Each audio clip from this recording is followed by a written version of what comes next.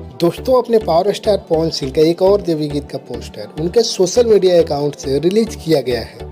तो आज के इस वीडियो में इन्हीं गाने से जुड़ी पूरी अपडेट आप सभी को बताएंगे। तो चलिए वीडियो को शुरू करते हैं। मेरा तबीयत थोड़ा खराब है, जिससे वॉइस में थोड़ा सा प्रॉब्लम हो रहा होगा, लेकिन आप सभी के लिए न्यूज भी बनाना था, थोड़ा सा मैनेज कर लीजिएगा।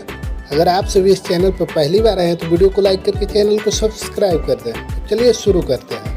दोस्तों, अपने पावर स्टार पवन सिंह का बैक टू बैक देवी गीत सॉन्ग रिलीज होने वाला है और आज एक फिर पावर स्टार पवन सिंह का देवी गीत का पोस्टर उनके सोशल मीडिया अकाउंट से छोड़ा गया है और जिस देवी गीत का बोल होने वाला है, माई मोरी अंगना में आईली।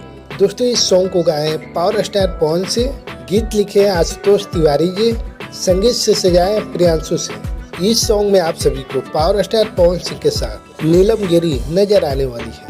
और दोस्तों, आप सभी को बता दें कि इस सॉन्ग को रिलीज किया जाना है आज शाम 5 बजे best one Bhojpuri YouTube channel पर, जो कि न्यू यूट्यूब चैनल है। फर्स्ट बार इस चैनल पर पावर स्टार पवन सिंह का सॉन्ग रिलीज होने वाला है।